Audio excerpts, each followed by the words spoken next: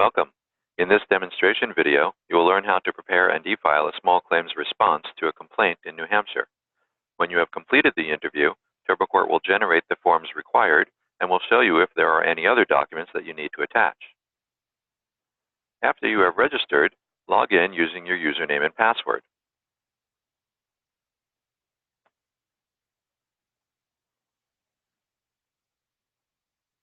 Click Change Jurisdiction if New Hampshire is not already showing. To prepare your response documents in Small Claims Court, click Start Now next to File into an existing case for small claims. Read the notice at the top of this page. If you have a safety concern and want to request an exception to the court's mandatory electronic filing rule, click here to open the court's instruction sheet. Follow the instructions for filing a request of exception and do not proceed with e-filing. From here, select where you want to file. Read the information in the box below to help you determine which circuit and location to select. If there are multiple filing locations available in the circuit you have chosen, select the one you want to file into from the location drop-down box. And then click Next. Enter your court case number following the example case number format shown below.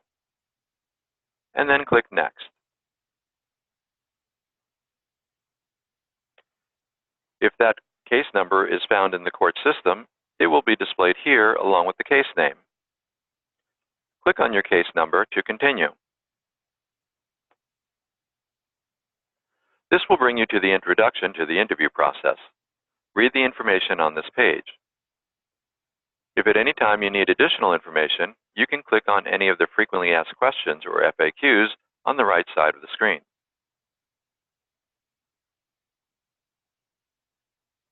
Click Close when you've finished reading the FAQ. And click Next to continue. This page provides links to helpful information that guides the defendant and the plaintiff in a small claims case. As the defendant, you are encouraged to click the underlined words below the Defendant Guidance section, to watch the slideshows by Judge Susan W. Ashley, and to read or print the written overviews. If you have any questions before you start your case, call the Court's Information Center. Click Next, and this will automatically take you to the next section, Filer Information. Who is filing? Indicate who you are by selecting yourself from the list. Note that questions with an asterisk are mandatory. If you click Next without answering the question, you will get an error message. Of course, you can always add or amend your answer. Questions without an asterisk are optional. Also, each time you click the Next button, your answers are automatically saved to your TurboCourt account. Note that attorneys may not file through TurboCourt at this time.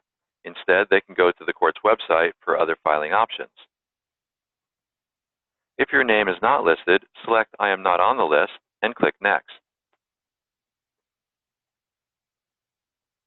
Indicate you want to add yourself as a new case participant by selecting Yes and click Next. Again, attorneys cannot file through TurboCourt, so select No here, indicating you are not an attorney, and then select what your case participant role is from the drop-down list. Click Next to continue. Indicate if you are an individual or a business, and then enter the requested information below. Again, fields with an asterisk are required. If you indicate you are a business, you will need to fill out additional fields. But assuming that you are in the list, select yourself, and then click Next. This automatically takes you to the next section, Filing Details. What would you like to file? Select Response to Small Claim and click Next.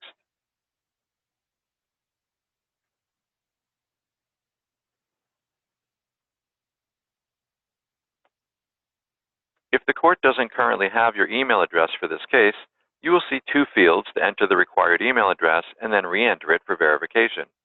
Court rules require you to provide and maintain an email address to receive all communications regarding your case. You can click here to read the court rules. If the court does already have your email address for this case, it is displayed as you see here. Check this box if you need to update your email address. Similarly, your mailing address that the court has on file for you in this case is displayed. Check to make sure it is current. If you would like to update this information, check this box and enter your new information into the fields that open automatically. If your residence or business address is different than your mailing address, check this box and then provide that other address on the following page. Click Next to continue. Indicate what type of dependent you are. You can read the FAQ, What is a sole proprietorship, if you need additional information. Enter your date of birth. This information will be kept confidential. Indicate if you are representing yourself as a dependent, or if you are someone else who is filing on behalf of the dependent. If you are someone else who is filing on behalf of the dependent,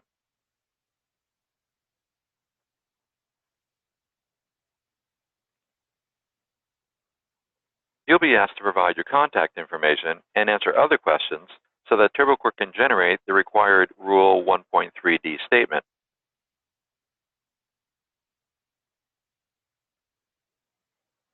I'll indicate that I'm representing myself. On this page, indicate your response to the small claims action filed against you. If you dispute some or all of the claim against you, you can request a court hearing. If you do not dispute the claim and will pay it, select the second option. For claims over $1,500 or that involve title to real estate, you can request a jury trial in the Superior Court. Or, if you filed for bankruptcy and the debt being sought against you was included in your bankruptcy filing, you can select that last option. Depending on which option you select, there may be additional questions to answer. I'll indicate that I'm disputing some or all of this claim, and then click Next. Amount owed.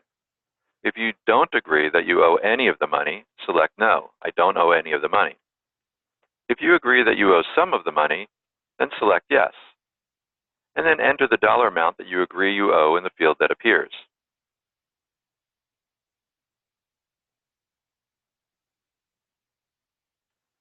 On this page, clearly state why you don't agree that you owe the money to the plaintiff. Anytime you enter information into a multi-line box, as you see here, you need to be careful about providing confidential information. Read the frequently asked questions on this page to get additional information. If I check the confidential information box, it will provide instructions explaining how to include certain confidential information. For example, if you are providing dates of birth, account numbers, social security numbers, or something similar, that is considered Rule 12c confidential information, and it needs to be split up. In that situation, you would check this box, enter the non-confidential information in the top box, and then enter the confidential information in the bottom Rule 12c box. In addition, there may be other details that do not fall into the Rule 12c category, but you still want it to be kept confidential. In that situation, you can check this box.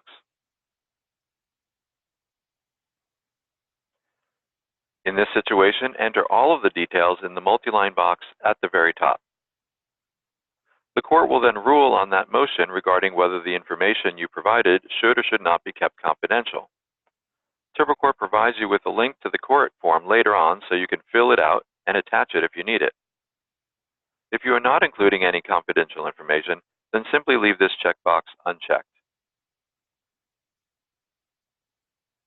When you're ready, click Next.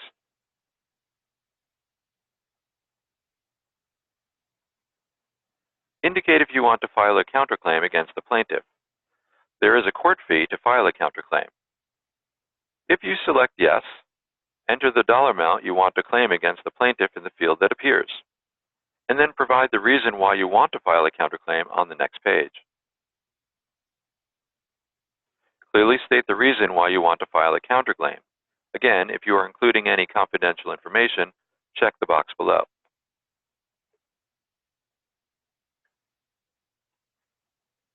Payment options. If you choose to file a counterclaim, a filing fee will be assessed by the court.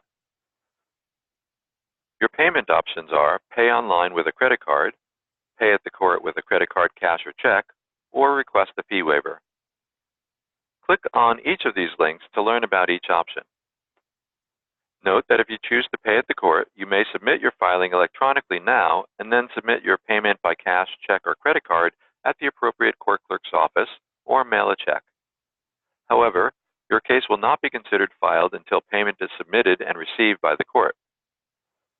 The filing may be deleted after 5 days if the filing fee is not paid. Also note, if you think you cannot afford the filing fee, check this box. The court might grant a motion to waive the filing fee. You will need to explain why you believe you should not have to pay the filing fee by filling out a motion. A complete statement of assets and liabilities will also need to be provided. These forms must be filed along with your complaint. TurboCourt provides you with links to these court forms to fill out, or you may see the option to answer more questions and have TurboCourt generate the forms for you.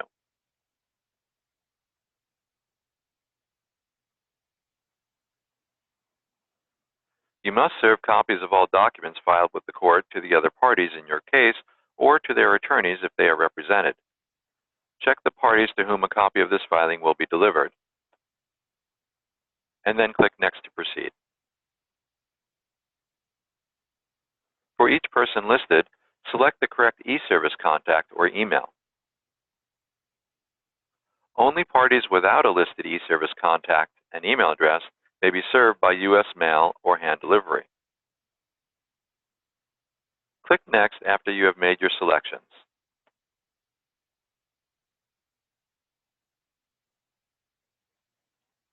When you have answered all the questions, TurboCourt will automatically generate your forms for you.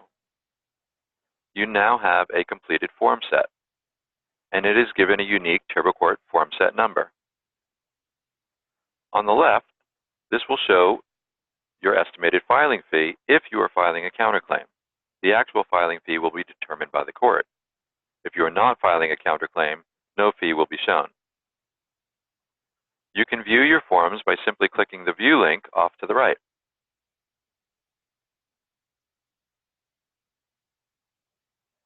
Looking at the response form, notice that your date of birth is not shown, but is instead included on the confidential information sheet, which TurboCourt has also generated for you.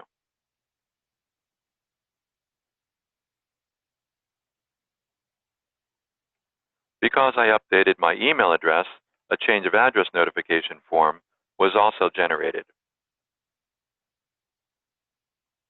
If you need to make any changes, you can click Review and edit your answers. TurboCourt has also generated the What to Expect After You File a Small Claim Response form, which you should read. Now let's look below at the Your Documents area. Anytime you see this icon with a red exclamation point, this tells you that this is a required document that you must attach, such as the additional documents required if you want to request a fee waiver. This yellow asterisk icon means you can attach additional documents, up to 15. To attach additional documents, such as a copy of an agreement or contract, click the Attach link. First, select the document category, and then the document type from the available choices. Enter a title or description for your document.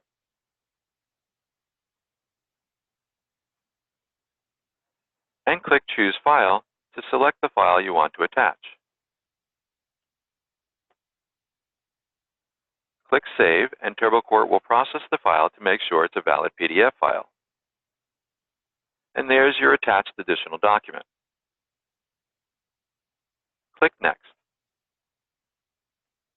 Because this filing does include a counterclaim and a court fee is required, you'll need to indicate what payment option you'd like to choose.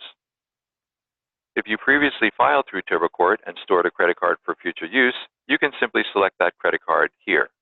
You can also pay with a new credit card or indicate that you'll pay at the court. Note again that if you select Pay at the Court, your form set is not considered filed until the court has your payment, and if payment is not received within 5 days, the form set may be deleted. If you are not filing a counterclaim with your response, you will not need to provide any payment information. Enter your name for the e-filing. By submitting your documents, you agree to the terms and conditions, which you can read by clicking here, and when you are ready, click Submit.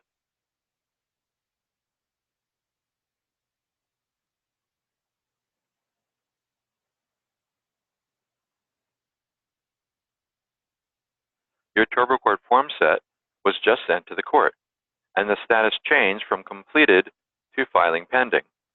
Once the court processes that, it will change to delivered. And then it will change to e-filed after it is accepted by the court. You can click on the Messages tab to see any messages that are automatically being sent to you by the court through TurboCourt.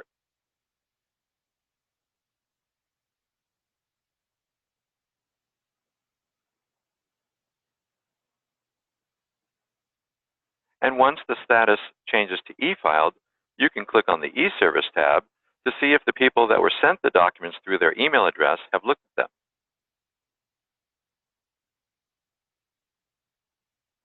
Also, after the status changes to e-filed, you will see links to access the stamped copies of your documents. So you're done. Now you're simply waiting to find out the status of the court's processing of your submission.